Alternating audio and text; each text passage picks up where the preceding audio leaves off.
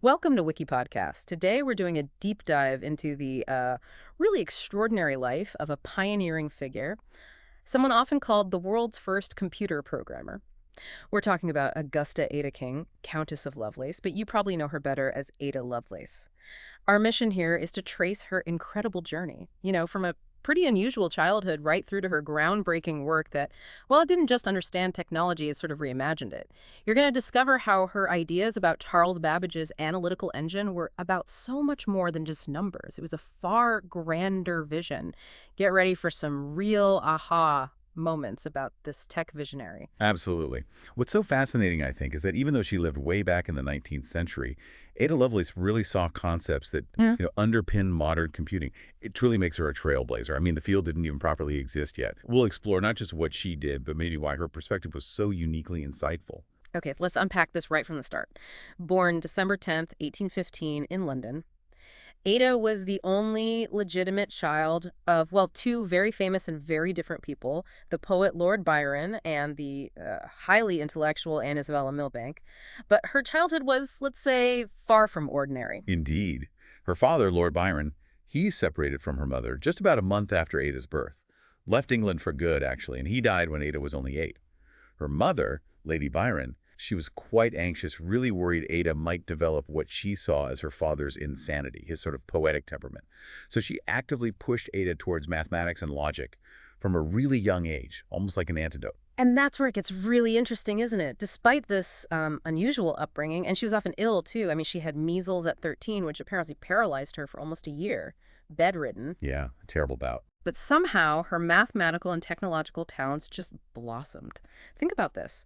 A 12-year-old girl, totally determined to figure out how to fly.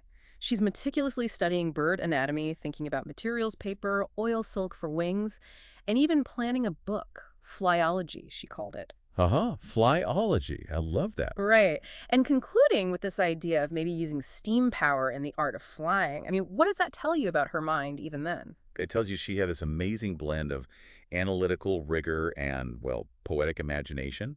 She called her approach poetical science, and she described herself as an analyst and metaphysician.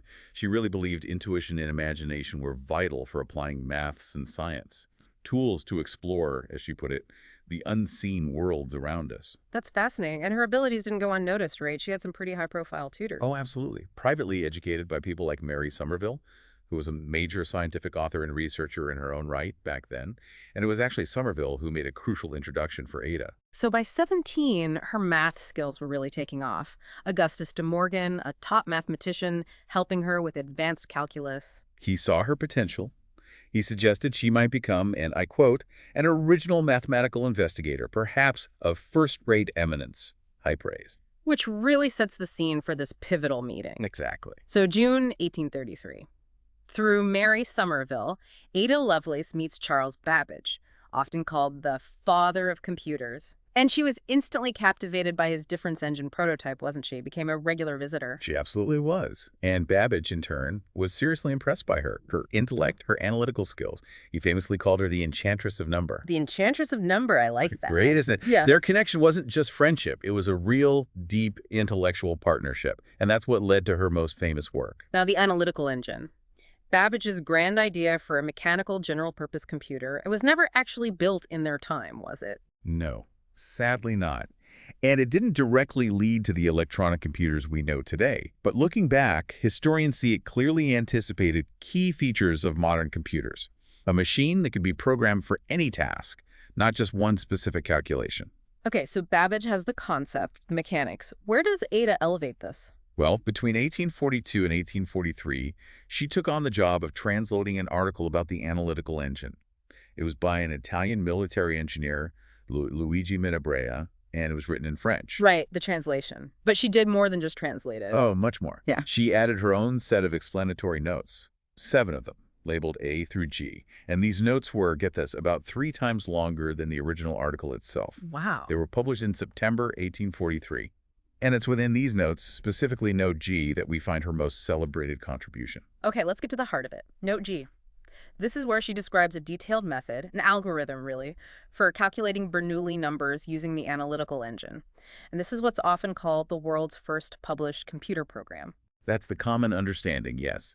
It's an algorithm designed for a machine. But there's some debate around that first programmer title, isn't there? It's not totally straightforward. No, it's not. There's ongoing discussion. Babbage himself had drafted some programs or algorithms before her notes were published. And some historians argue her notes maybe showed some mathematical uncertainty, or perhaps were just elaborating on Babbage's own ideas. Okay. But on the other hand, people like Stephen Wolfram make a strong case for her. He points out her method for the Bernoulli numbers was actually way more sophisticated, cleaner than Babbage's earlier attempts. Wolfram argues she was definitely the driver, and that her real achievement was this clear exposition of the abstract operation of the machine, something Babbage himself never really published in such detail. So it's less about who literally wrote the first line of code and more about who grasped and articulated the potential, the bigger picture. Exactly. And this is where Ada's unique insight just shines. She was arguably the first person to really see that the analytical engine could do more than just crunch numbers. Right. That it wasn't just a calculator, however advanced. Precisely. While others, Babbage included, were mostly focused on its arithmetic power, Lovelace saw it could manipulate any information that could be represented symbolically. She famously wrote about music. If the relationships between musical notes could be expressed abstractly, she said, the engine might compose elaborate and scientific pieces of music of any degree of complexity or extent. That is just an incredible leap. Thinking about machine creativity, composing music, 100 years before computers could actually do anything like it. It really is. And some think she got this idea, this spark, from watching Jacquard looms. Yeah. You know, the looms that use punch cards to weave incredibly complex patterns in fabric. So seeing symbolic control creating complex non-numerical output. Exactly. Data processing, not just calculation. Duran Swade, a Babbage expert, puts it very clearly. He says Ada saw something Babbage didn't quite grasp. This fundamental transition from a machine, which is a number cruncher, to a machine for manipulating symbols. Swade calls that the transition from calculation to general-purpose computation. And he argues, if you're looking back through history for that explicit leap, Ada made it in that 1843 paper. She also saw the difference between the hardware and the software, essentially. The mechanism versus the logic. Yes, she noted that different specialists might be needed for each. Again, a very modern idea. Though we should mention her famous objection, as it's sometimes called, her point about AI. Right. She stated the analytical engine has no pretensions whatever to originate anything. It can only do what we order it to do. It can follow analysis, but it has no power of anticipating any analytical relations or truths. Which is fascinating, a point Alan Turing would later tackle directly with his Turing test, and something computer scientists still debate today, can machines truly think or be creative? Absolutely. It shows her analytical clarity, but also maybe the imaginative limits of her time. She understood deterministic computation perfectly. Her life, though so brilliant, was unfortunately cut short, tragically short. It really was. She died very young, only 36, on November 27, 1852, from cervical cancer. And there's a bit of mystery around her final months. Apparently, she made some sort of confession to her husband that led him to leave her bedside. We don't know what it was. And by her own request, she was buried next to her father, Lord Byron, whom she never really knew.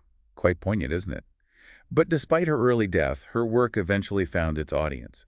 Those notes, largely ignored for a century, they were republished in 1953, and that really cemented her place of recognition as this true visionary in computing history. And her legacy is, well, it's everywhere if you look for it, the programming language Ada, named for her, developed by the U.S. Department of Defense. Yep, and its reference manual was approved on her birthday, December 10th, 1980.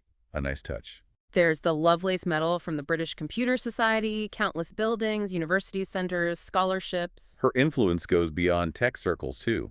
Ada Lovelace Day, second Tuesday in October, that's all about raising the profile of women in STEM. She pops up in fiction, plays, films, even video games. And since 2015, all new British passports actually feature a small illustration of Lovelace and Babbage. That's right.